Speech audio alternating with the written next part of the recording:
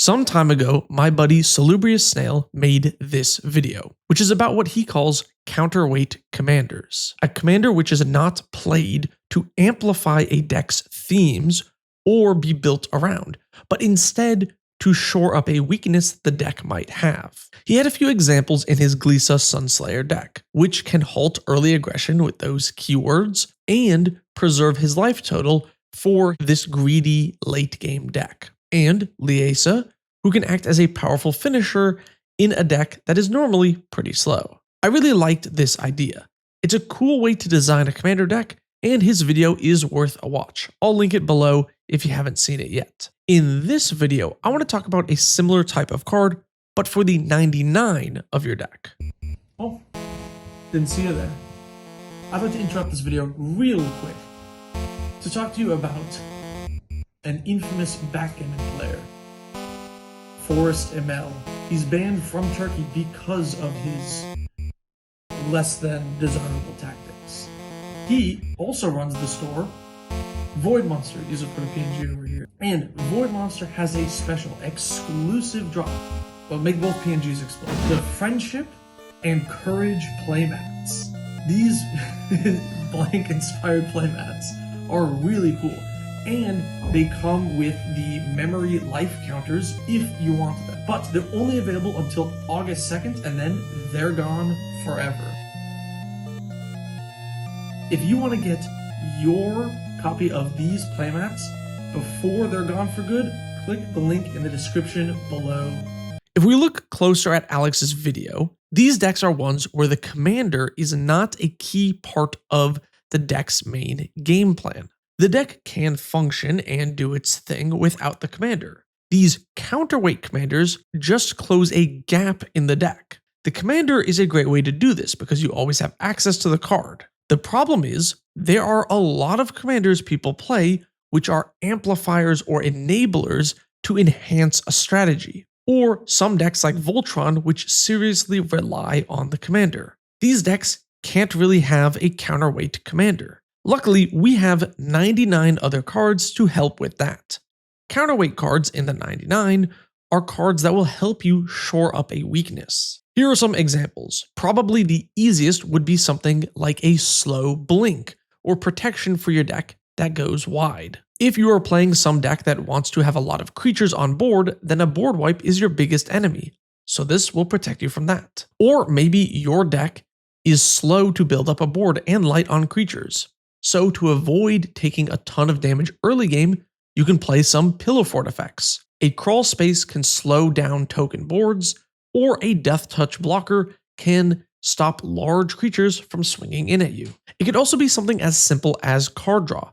Perhaps your commander is card hungry, like Magetta the Lion, or your commander is mana hungry, like 8.5 Tails, in which case big mana rocks are your counterbalance cards. How about some examples from my lists? My Flage deck is a control list built to grind into the late game, but against other control decks, it can sometimes fall behind. Simic is just hard to keep up with. The new Restoration Seminar is how I keep up with other controlled decks that normally have a better late game. My Keranos list relies pretty heavily on counterspells as removal, so things that are uncounterable can be difficult to beat. Capsize is my main answer to this. Late game, it helps me bounce whatever I need repeatedly and has saved me in so many games where counterspells wouldn't have. To find a card like this your deck needs, you can simply playtest. As you play a deck, you will eventually lose, and you can find patterns in those losses. You can try to logically play it out as well. Playtest your deck. And after a few turns of getting your game plan going, think about what type of card could mess you up the most. Usually the answer is somewhat logical. If you do A and your opponent does B, then card C will save you. In this case, card C is the counterweight card. There's an obvious downside to this. Unlike a counterweight commander, which is one card you can easily use when you need it, in the 99, things are different. If you play a Graveyard Hate card to prevent a graveyard deck from outvaluing you in the late game, then that is a card which does not help your deck do its thing. If there is no graveyard deck, then this is even more useless. Same with any of these counterweight cards. A protection spell is only useful when you have something to protect and when your opponent is using removal. There are times when you would have rather had a finisher to push your advantage instead of this protection spell. Counterbalance cards like this can clog up your deck because they don't push you towards a win and only prevent a loss. This is why many people skip out on Graveyard Hate or protection spells altogether. But skipping out on these counterbalance cards means certain matchups can be really difficult to deal with. Sometimes you run into the aggro deck and wish you had that Ghostly Prison to slow them down. This is why finding the right type of counterbalance card is the key to making these work in your deck. One option is to find cards that are flexible. Rakdos Charm is a great example. In some aggressive burn style deck, that damage mode could really make a difference. Plus, artifact removal is almost always useful. But in games where you need it, Graveyard Hate is great. Same with Thraben Charm, it can hit multiple graveyards and also acts as removal. A lot of charms will fit the bill for counterweight cards. Moto spells are really amazing in EDH for letting you get access to niche abilities while maintaining relevance against a wide swath of decks. Instead of flexibility though, you could have cards with a very low opportunity cost.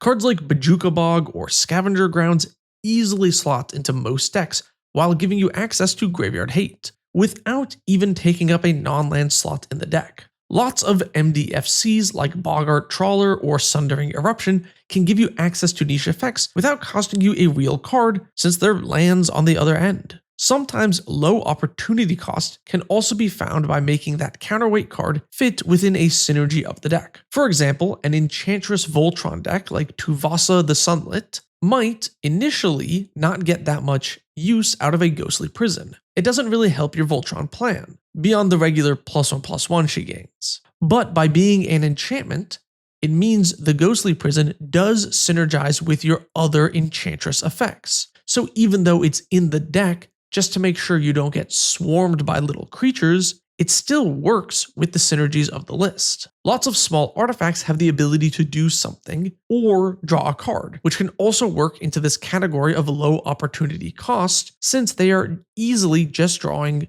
through your list if needed.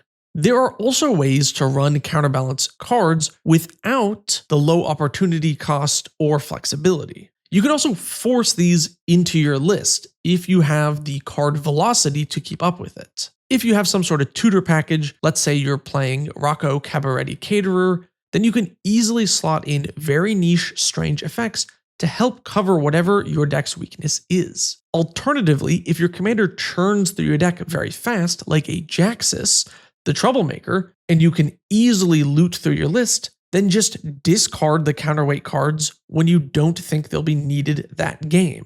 Lastly, raw card advantage can get you there. If you have a card advantage engine in the command zone, like a Kenrith that can easily draw you a lot of cards as long as you ramped, you can just draw cards with your excess mana if you don't need to play the counterbalance card. Counterweight cards seem unintuitive at first. Why play this weird effect that doesn't help you win? With removal, the argument is fairly simple. Sometimes your opponents will try to win before you, so you slow them down to help you win later. This is why removal is a standard counterbalance adjacent card. But once the effect gets more niche or specific than generic removal, it begins to feel like these cards can be completely dead or not fit within your list at a first glance. I'm reminded here of Alex's thumbnail for that video. Reject synergy, embrace cohesion. And I think that sentiment works here in the 99 of your deck as well. These are not synergy pieces for your list and might not fill a role in terms of game mechanics,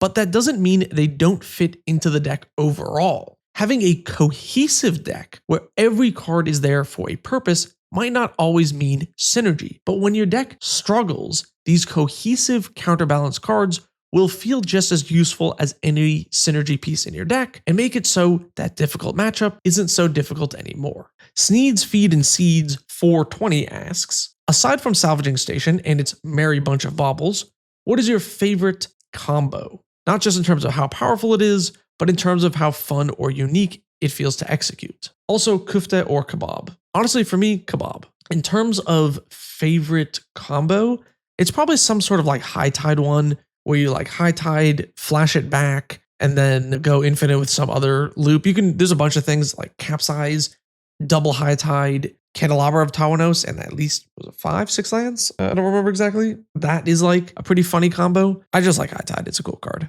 Thanks for watching. If you want to ask questions like my channel member there, or be in the credits like my tier 3 patrons here, you can join the channel member on YouTube or click the link below to join the Patreon. Thank you so much for your support.